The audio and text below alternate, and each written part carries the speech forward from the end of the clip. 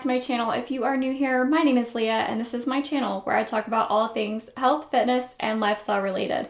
So if any of that sounds like it might be interesting to you, please hit that subscribe button below. It really helps out my channel, but if you want to wait till the end of the video to see what I'm all about, that's okay too. I totally understand. So today's video is going to be on debunking diet culture myths. If you're not familiar with what diet culture is, I will talk about that briefly here in the beginning. I did actually look for an accepted official definition of diet culture, and oddly enough, I couldn't find one. It's not in the Webster Dictionary. I did find a lot of links when I Googled like definition of diet culture, and a lot of it came up for some of the fat acceptance stuff, some of the Hayes dietitians, and that's not really what I'm talking about today. So I'm just going to give you guys kind of my definition of what I think diet culture is, and then you can let me know yours in the comments. I would love to hear what y'all have to say and what you think diet culture is. So I would say that my definition of diet culture definitely is this idea that thinness should be valued over everything else. So I think that's kind of a widely accepted answer, but again, you guys let me know what you think.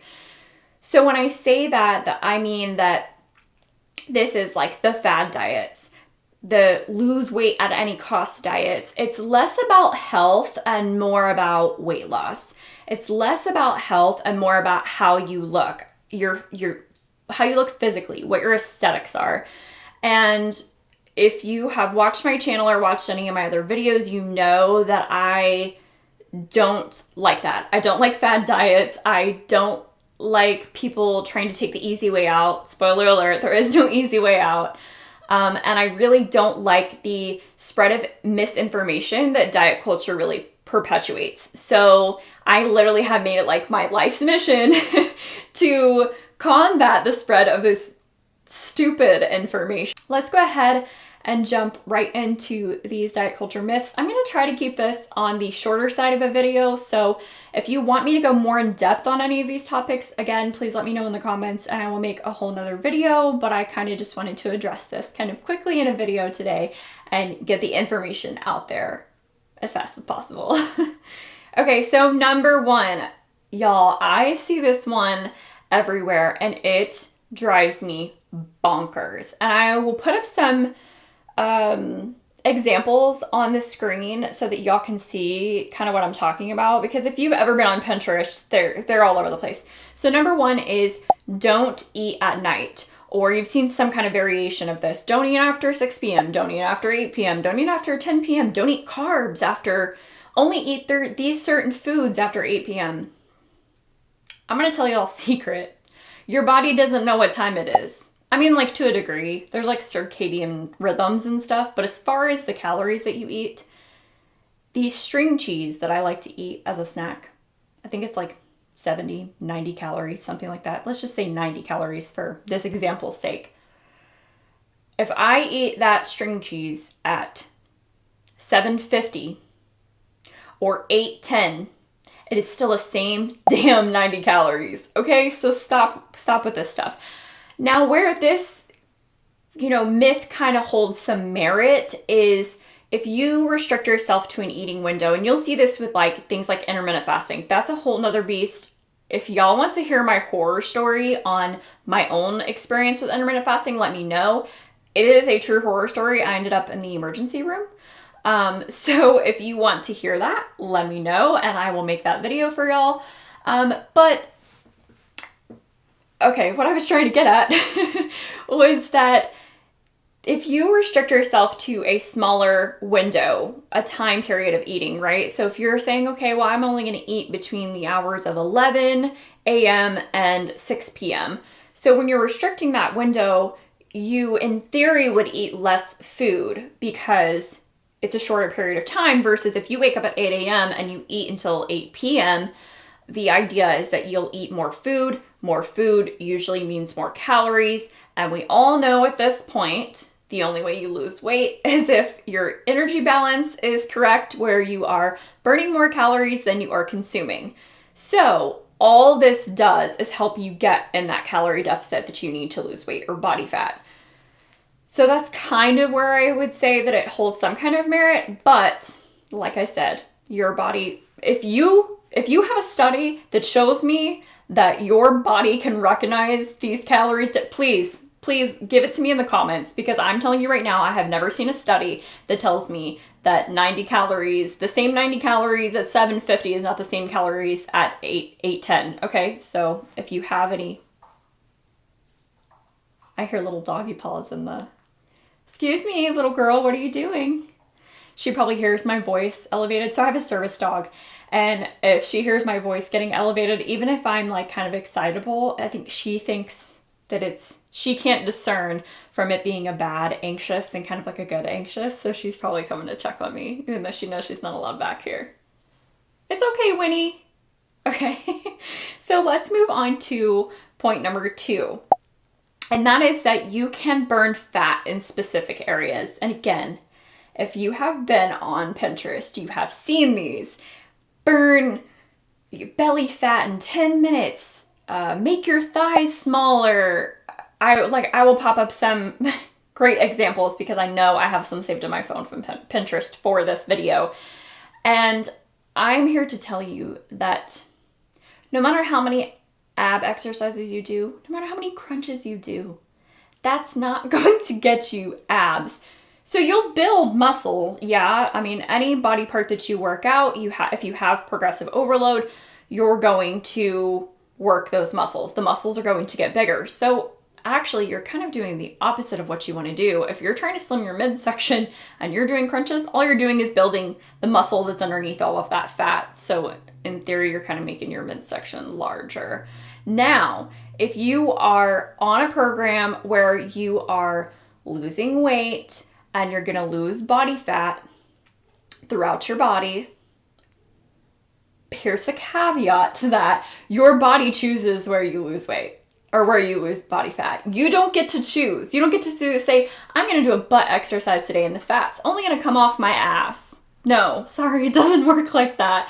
And actually, there's a scientific reason why we typically tend to lose weight in our midsection last. Like for me personally, when I lost weight here first. My arms was the first place that I really started seeing definition. Then my legs, I started seeing definition and less body fat. And then maybe like my hips and my bottom. And I did lose a little bit in my midsection, but for me, the midsection is always the last to go. And that's really for anybody. And that is because the fat that surrounds your organs, that visceral fat, now, when usually people talk about visceral fat, they see it as a bad thing, but that fat around your organs is supposed to protect your organs. So your body is literally trying to protect itself. So you're really going against biology at this point when you're trying to lose fat around your midsection. So what's the takeaway from this? The takeaway is that you cannot spot reduce fat. No matter how hard you try, don't believe if someone's workout is telling you that you can lose body fat one specific area, they are bullshitting you, okay? That's not a thing. Promise you. It would be great if it was a thing, but it's not. No matter, how many minutes a day you wear your waist trainer or how many ab exercises you do, it's not going to spot reduce fat. It doesn't work like that. Okay, moving on to number 3. You can get hydrated from any liquid. I swear to y'all, I had more notes, but for the sake of it, I'm just gonna fly by the seat of my pants and go off of what I have in my noggin from what I read. My memory is not the best, so just bear with me. But this is something that I believed for a long time, that you could drink tea or even soda or juices and still get hydrated, right? It doesn't matter as long as you're putting liquid into your body, it's still hydrating your body. Now, some stuff yes, some stuff no. It might have like a trace of water. However, some of these things like teas or coffee also is going to dehydrate your body. I'm gonna have to fact check myself here, but I think that it dehydrates your body because of the caffeine within these drinks. If I'm wrong, I'll insert something here, but I'm pretty sure that that is why it has that dehydrating effect on your body. So it's not the same as drinking plain water. Now, if you're like, Leah, I don't like to drink plain water. Well, experts from ASCM, yes. So experts have suggested that you can drink sports drinks to replenish your electrolytes, say if you're outside on a hot day and you're working out, whatever, but you should also be drinking water. So if you're like, Leah, water is boring, I hate water, then get yourself some Mio squeeze stuff, throw some fruit in there. That is one thing that Pinterest is really good at. They have like a plethora of, they'll call it like detox water. Detox water is not a thing. And I think that might be like later in my list that I also have something talking about detoxing. But detox water is not a thing. It doesn't work. It doesn't work like that. That's why you have a liver and kidneys and your body detoxes itself. However, there's one thing that those detox waters are good for, and that is drinking water and enjoying and having some kind of extra taste. Me personally, I love lemons in my water. During the summer, I freaking love watermelon in my water. Strawberries with lime is also really good in water. So you can kind of like zhuzh it up that way.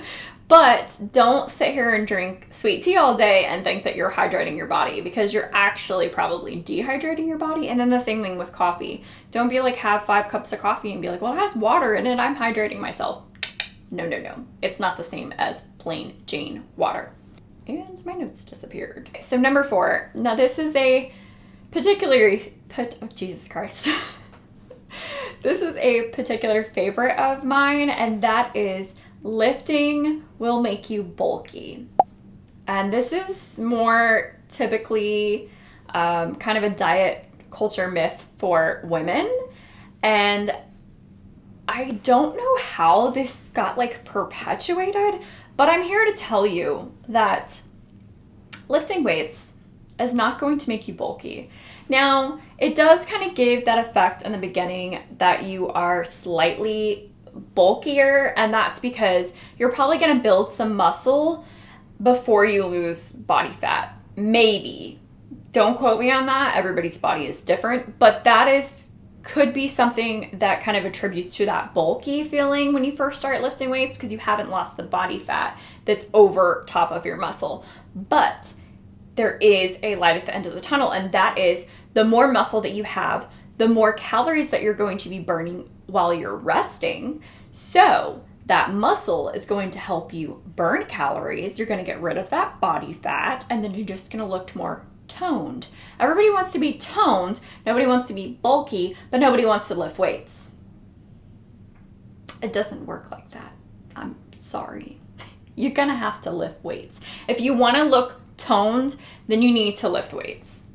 Now, I say that, but I always say in my videos, find something that you love to do. If you don't like lifting weights, like say you absolutely hate it, then you don't need to lift weights. You can do body weight exercises and get the same effect as long as you have that progressive overload. As long as you are challenging and breaking down that muscle, then it will grow and it will get bigger. And then obviously you have to have your nutrition on point as well. That's a big thing in all of this. People like to say, take this magic pill, do this magic thing. Your nutrition has to be just as on point as your training if you want to lose weight. Now, to this whole bulky thing, okay? The women that are in bodybuilding competitions, or the women that are like extreme freaking bodybuilders, don't insult them by thinking that you can get that way on accident. Because it doesn't work like that. It doesn't work like that, okay? I'm here to tell you that.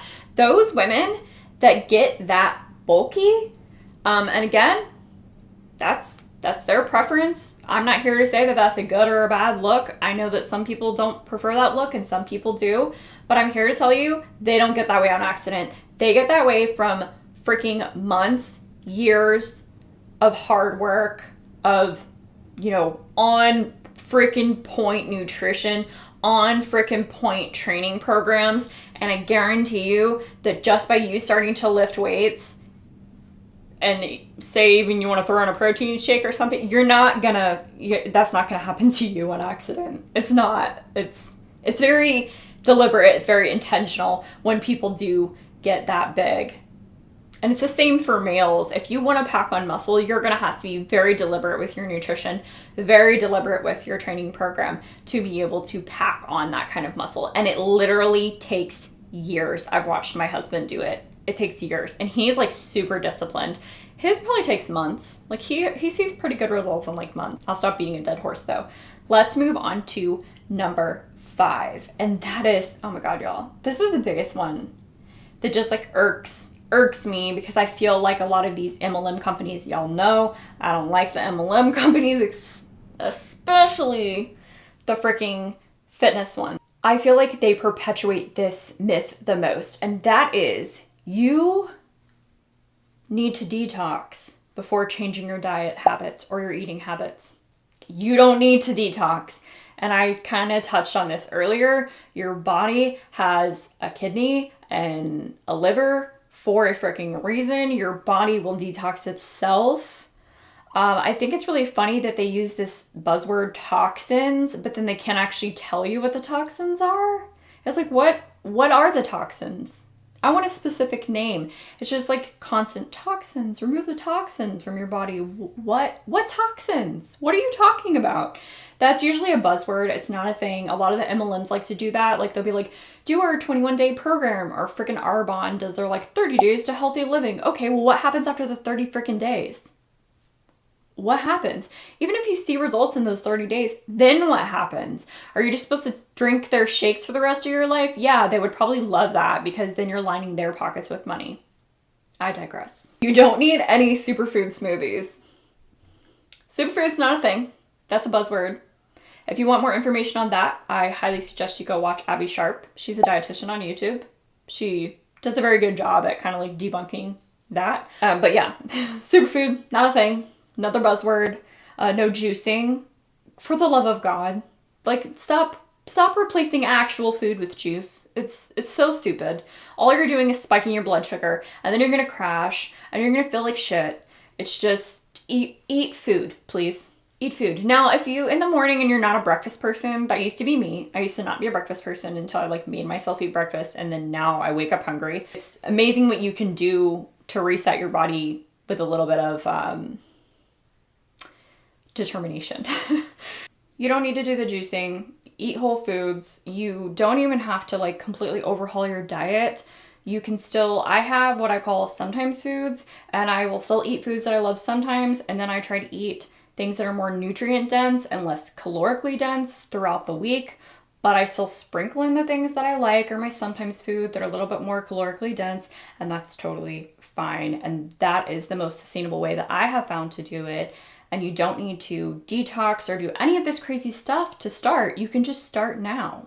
You don't need to go from 0 to 100. And this is something that I mentioned in one of my videos on mistakes that I made when I first started losing weight. I will link that up here in the cards so that y'all can check that out. But that was a big mistake that I made, was going from 0 to 100. You don't, like, people think that they need to overhaul their whole workout program, or they need to overhaul their whole diet program, or do this detox or all of this other crap. And it's really much simpler than that.